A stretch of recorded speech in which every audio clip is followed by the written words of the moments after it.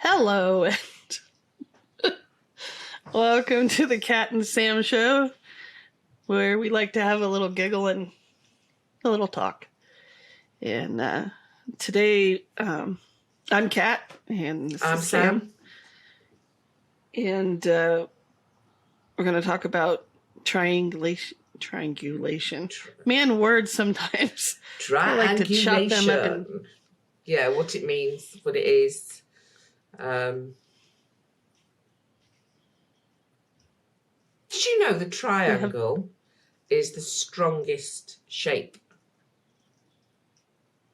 No, I didn't. So I think that's part of sort of where it comes from. The triangulation is the. How would you describe it? I describe it as the involvement of somebody else to compound abuse. Would you? What would you? Well, I think that's a good definition of it. My definition of triangles is taking one party and using it against another party in a very deliberate form. Abusers like to run siblings against each other, run partner and children against each other, family members, people at the workplace. They like to run each other against each other. And unless the two parties are really talking that are being run, they have no idea that it's even going on. And,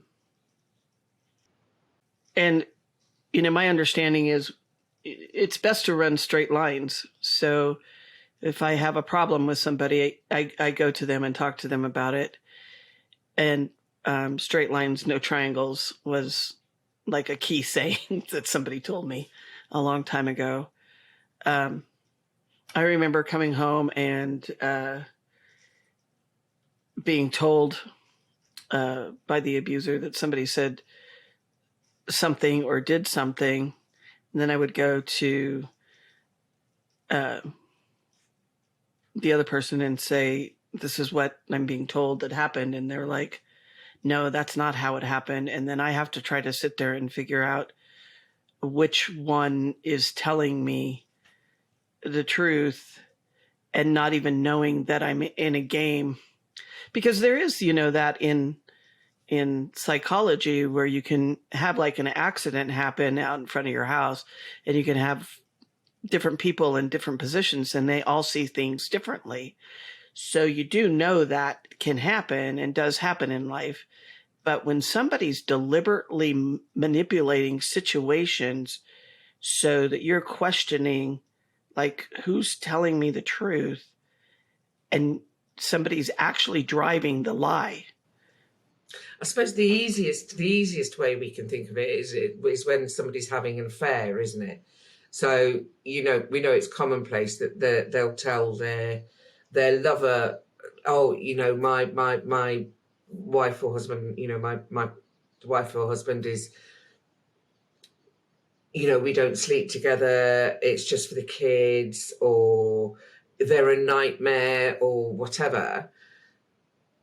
No, I can't leave yet, blah, blah, blah. And then the partner at home doesn't know anything about it at all. And then sometimes, when they find out about each other, they get together and realise that, yes, it's all been a lie from the person who wants to have their cake and eat it. So I suppose it's an expansion of that's triangulation, isn't it? And it's an expansion of that. It's us broadening our minds to realise that, they can do that same principle, like you say, with children, with kids against each other, the workplace. I read a thing where it says that quite often an abuser will charm the victim's mother or family, or they'll go and charm them so that when the victim discloses, they say, oh, They can't possibly be, but what's the matter with you, you know? And just dropping seeds. I think it's the subtle way they do it as well, isn't it? So they don't always come out and say, so-and-so, oh, so-and-so has they're alcoholic or some other such lie. They'll just start dropping little hints like, oh, you know, just she had, you know, 2 or 3 glasses of wine last night, or, you know, like just dropping little subtle hints that kind of makes the other person start to think less of the victim or start to imagine stuff. Because that way the perpetrator could just say to both, well, I never said that. I never said that. You're imagining it. And they can say it to both parties. Yeah. Well, it's done when the police come for a domestic violence incident, and they have to sit there and try to figure out who's telling the truth and who's not. So they used to, here in the States, they used to be like, well, it's definitely the person that's like irate and over the top. Is the abuser? No, it's the reaction. So they used to look and think that was the abusive person, was the one that was overreacting. And then they started to realize that that's not always the case. It can be that the person sitting there drinking lemonade and watching the show basically is really the perpetrator. It's such a slight manipulation that if you don't see it and you don't understand the patterning of it, it can happen all over the place. It can happen in mental health where someone gets thrown in a mental hospital by their significant other saying they're crazy, and they wake up the next day and they're in a mental hospital and they don't know why, but they're perfectly sane. There's so many, you know, they go to the doctors with them and the doctor is like trying to figure out, and they have to excuse the person from the room and try to get to the meat of what's really going on. And then the person that has the problem has to figure out, they may not even be aware that it's going on. Oh, I think very often you're not aware it's going right? on. I mean, you know, I mean, my perpetrator went to the doctors and without me to talk about me and his concerns about me, but I didn't know. But to the doctor, that seems like somebody who's kind and thoughtful and who's taken that time out to do whatever, basically to go and tell the doctor I was a nut job. Well, yeah, you would hope that but that's I what's didn't know going anything on about it, you know, or what he'd said. I don't know what's on my record still. You know, this perfectly sane, seemingly caring person. And so you're right, you know, and that impacts your medical treatment. And if you go and say, my partner came down and to see you and yada, yada, yada, you just sound bonkers, you know? It's like a self-fulfilling prophecy. Yeah, so as I said, you know, it ends up becoming, they very cleverly manipulate not only the victim, but your boss, your doctor, your family, so that you look at and behave almost like you're insane. And like I say, almost to a degree can look like a self-fulfilling prophecy in that sense. But you're right about the police. On one of the training days I went to observe, I asked them, I said, how can you tell the difference between, you know, when you've got 2 people and everything's kicking off, how can you tell the difference between you know, who's the perpetrator and who's not. And one of the things that they said was it's experience and instinct is one, but the other was little things like quite often the victim will be the one who's apologizing all the time when they've got absolutely no need to, or they're taking the blame even,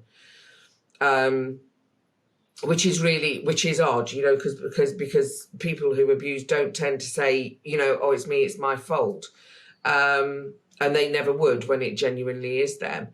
But it's not even then, it's not even as clear cut as that. But yeah, I mean, because they can adapt their behavior, their work ethic. I mean, even just saying that anything out loud now, you sort of like think, oh, somebody will be watching it, and then they go, oh, that's what I'll do at the next one, you know. So it is a constant sort of like moving feast. But generally, it's going slightly off topic, but generally they find it extremely hard, if at all possible, to apologise for anything. Genuinely, I think that's why patterning is so important, because it's the MO, the motive of operation. What is the gain?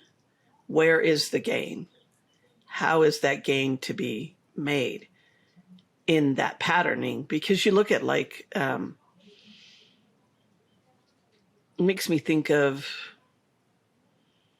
yeah, I just had the thought and now it's gone.